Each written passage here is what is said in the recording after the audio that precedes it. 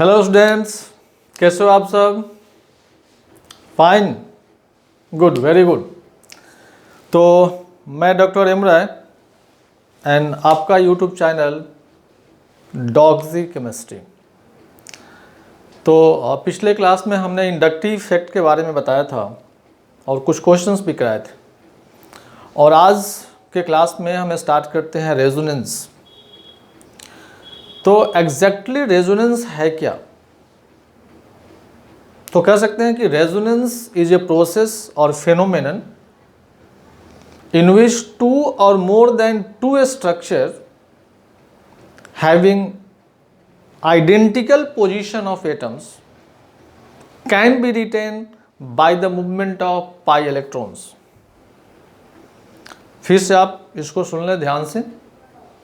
Resonance एक process है, एक फेनोमेना है जिसमें किसी भी मॉलिक्यूल को दो या दो से अधिक स्ट्रक्चर में हम लिख सकते हैं bye the movement of pi electrons, pi bond को रोटेट करा के, having identical position of atoms. Atom का पोजीशन चेंज नहीं करना चाहिए। अगर एटम का पोजीशन चेंज कर गया इट मीन्स वो रेजोनेंस नहीं है। आप कंफर्म हो जाना कि वो रेजोनेंस है ही नहीं। तो रेजोनेंस जैसे आप देखो कि सिंपल, जो कि आप पहले से जानते हो, बेंजीन, पाई बॉन्ड को अगर हम रोटेट कराएं, पाई बॉन्ड को रोटेट कराएं तो दूसरा आपका स्ट्रक्चर फॉर्म करेगा। देखो ये पाई बॉन्ड शिफ्ट करके यहाँ पर आएगा, ये शिफ्ट किया यहाँ पर और ये शिफ्ट किया यहाँ पर, ये। तो these are your resonating structure. ये आपका रेजोनेटिंग स्ट्रक्चर, और इसी को हम लोग कैनोनिकल स्ट्रक्चर के नाम से जानते हैं। रेजोनेटिंग स्ट्रक्चर और कैनोनिकल स्ट्रक्चर, राइट?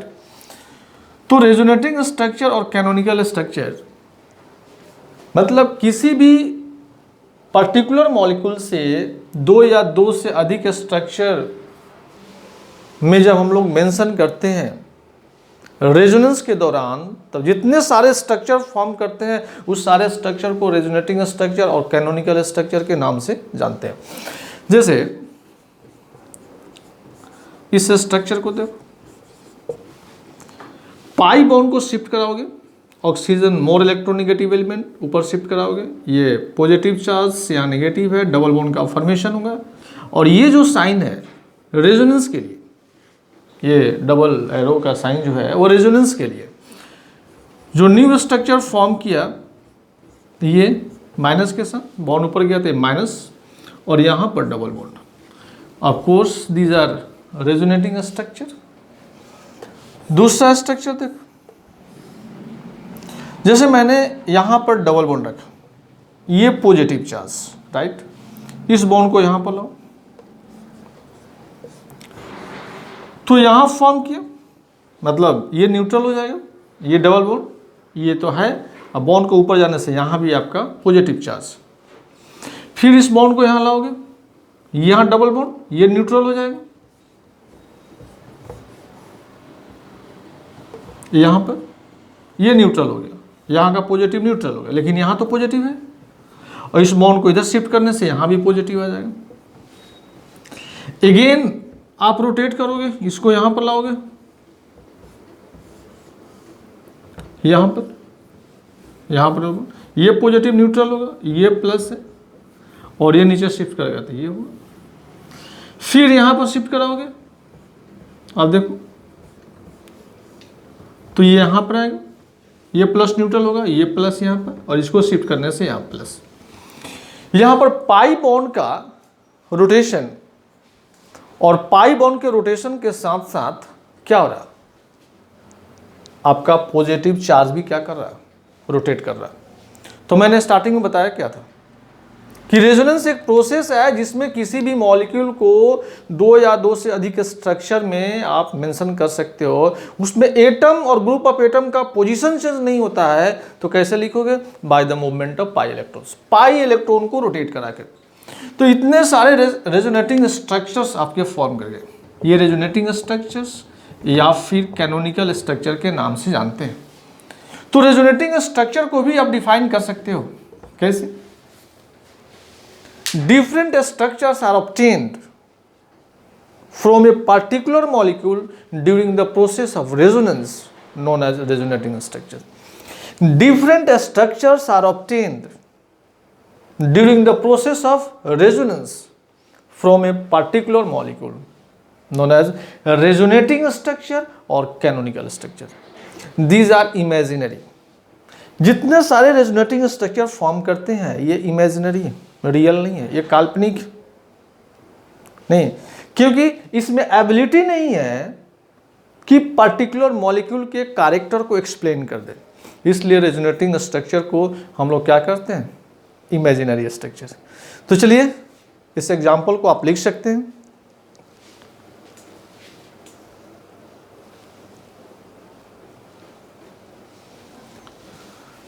इसके बाद हम रूल्स के बारे में स्टडी करेंगे।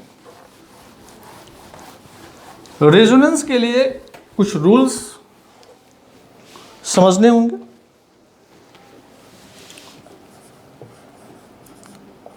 Rules of resonance, rules of resonance. तो फर्स्ट में must have proper Lewis structure. Proper Lewis structure होना चाहिए। जैसे अगर हम इस तरह से लिख दें, आप जरा ध्यान से देखो, ये, और हम पूछे कि क्या रेजोनेंस के दौरान इस टाइप के रेजोनेटिंग स्ट्रक्चर की पॉसिबिलिटी है या नहीं, तो क्या लगता है आपको? देखो तो इसकी पॉसिबिलिटी है या नहीं।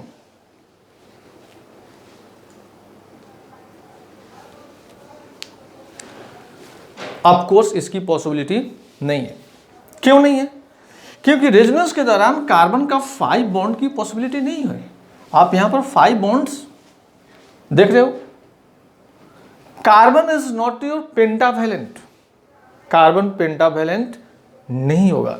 This structure, I mean this is not possible, this is not possible, ये पॉसिबल नहीं है। Because carbon is your pentavalent, right. अगर हम सेकेंड रूल की बात करें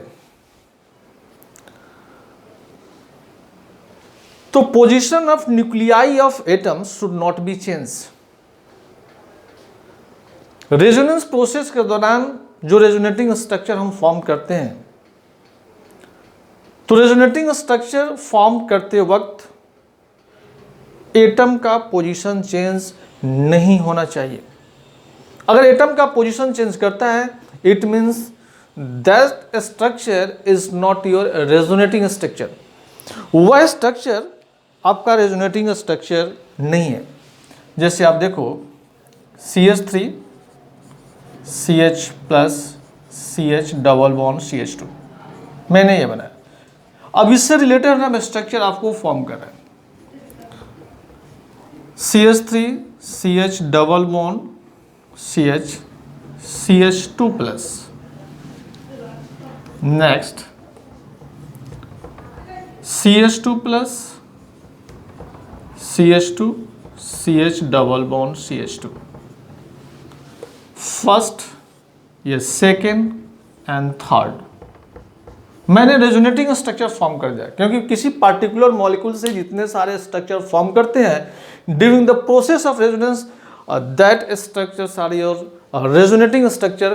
तो ये रेजोनेटिंग स्ट्रक्चर है, कैनोनिकल स्ट्रक्चर है। इसमें आपको ये बताने हैं कि कौन सा स्ट्रक्चर रेजोनेटिंग स्ट्रक्चर नहीं है, क्योंकि मैं सेकेंड रूल में आपको बताने जा रहा हूं कि जब आप रेजोनेटिंग स्ट्रक्चर मेंशन करते हो तो एटम का पोजीशन चेंज नहीं होना चाहिए। अगर एटम का पोजीशन चेंज हो गया इट मीन्स वो रेजोनेटिंग स्ट्रक्चर नहीं है। तो आप देखो इस पाई बॉन्ड को इधर शिफ्ट कराओगे, यहाँ डबल बॉन्ड का फॉर्मेशन होगा, ये पॉजिटिव होगा, डबल बॉन्ड ये पॉजिटिव, ये तो सही है। लेकिन ऐसा कैसे पॉसिबल है कि ये पाई बॉन्ड यहां पर है, ये पाई बॉन्ड यहां पर है, सेम प्लेस पर है, लेकिन यहां का हाइड्रोजन यहां आ गया, ये CH2 हो गया, ये CH2 हो गया, और यहां का प्लस यहां पर आ गया, यहां पर आ गया। ये कैसे पॉसिबल है? यहां तो एटम का पोजीशन चेंज हो रहा, यहां पर CH3 है तो हाइड्रोजन हटाकर यहां पर मैंने कर दिया, यहां पर ये CH2 हो गया और प्लस यहां पर कर दिया, तो एटम का प्लेस चेंज हो रहा, यहां पर इस स्ट्रक्चर में एटम का प्लेस चेंज हो रहा, इस स्ट्रक्चर में एटम का प्लेस चेंज हो रहा, और इसकी पॉसिबिलिटी नहीं है। मैंने स्टार्टिंग में बताया कि पाई बॉन्ड का रोटेशन होगा लेकिन किसी एटम का पोजीशन चेंज नहीं होगा। अगर किसी रेजोनेटिंग स्ट्रक्चर में ऐसा फॉर्म किया गया है तो that structure is not possible, that structure is not your resonating structure, वह रेजोनेटिंग स्ट्रक्चर नहीं है। तो this is not possible.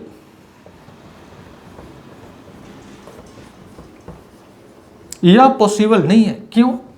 Because place of atom has been changed, आपका एटम का प्लेस चेंज कर गया है। आप ध्यान से देखो, क्योंकि इस सारे पॉइंट को अगर आप ध्यान से देखते हो तो ऑफ कोर्स आपको रेजोनेंस को समझने में आसानी होगी। और हम बात करते हैं नेक्स्ट रूल की, थर्ड रूल कहता है कि all atoms taking part in resonance must lie in a plane.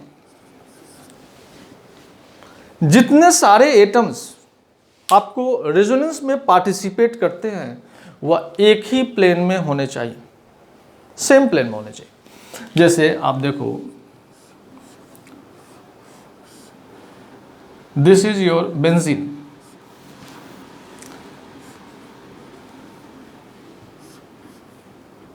अगर पाई बॉन्ड को हम रोटेट कराते हैं, ये से यहाँ रोटेशन करते हैं पाई बॉन्ड को, तो ये फॉर्म करेगा।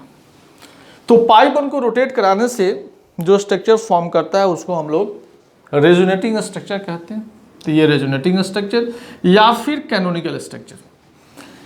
ये जो कार्बन एटम्स हैं वो sp2 हाइब्रिडाइज्ड होते हैं।